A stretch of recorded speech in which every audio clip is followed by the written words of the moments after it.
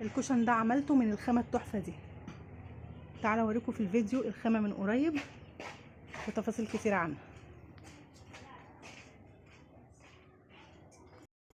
السلام عليكم ورحمة الله، اهلا بيكم في فيديو جديد. النهارده هوريكم خامة من خامات قماش التنجيد. الخامة دي تنفع للتنجيد وتنفع كمان كوشنات، وهوريها لكم طبعا من قريب. بصوا الخامة بتاعتنا خامة فرو. بصوا من قريب عاملة ازاي. على فكرة في نازل بقى الفرو ده نازل، يعني الايام دي نازل منه كتير في المحلات، خصوصا يعني لو انتوا في اسكندرية هتلاقوا في العطارين منه في محلات معينة، مش كله منزل نفس الخامة. في بقى الفرو ده فيه كده، وفي كمان الاعلى من ده، يعني في الفرو ده بيبقى اعلى من كده. وكنت مصوراه ونزل الخامة نازلة فريلز موجودة على القناة بالسعر كمان.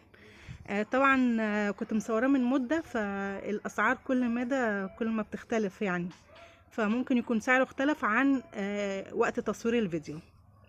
المهم الخامة دي زي ما انتم شايفين كده، بصوا طبعا بيتعمل منها تنجيد، بتبقى جميلة قوي.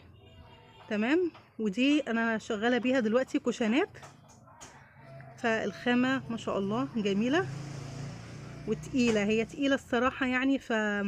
ممكن بعض الناس ما تفضلهاش قوي لو هيبقى في صيف او كده، ممكن تحرر او كلام من ده، بس هي حلوة قوي في الكوشنات. شايفين انا طبعا بحاول اقربها لكم، اقرب لكم الخامة عشان اللي عايز يلقط سكرين او يجيب نفس الخامة دي يبقى عارف شكلها من قريب عامل ازاي. تمام. طبعا بما انها قماشة تقيلة فانا شغالة بالمقص الكهرباء مش بالمقص اليدوي، عشان هي تقيلة على ايدي. طبعا المقص دوت كنت عامله لكم ريفيو عنه في فيديو هنا في القناه، وفي قناه فنون التنجيد بتاعت زوجي برضو كان عامل ريفيو عنه بالمكان اللي بيتباع فيه بالاسعار بكله. تمام. بس ده كان فيديو سريع كده. طبعا في خامات هنا عندي تانية هحاول اصورها لكم برضو واوريها لكم، عشان الناس اللي بتحب تشوف خامات القماش بتاع التنجيد. ماشي. فهحاول اصور لكم الحاجات التانية لو في متسع من الوقت، يعني لان الوقت عندي ضيق دلوقتي وعايزه الحق انجز قبل ما الكهرباء تقطع، الله المستعان.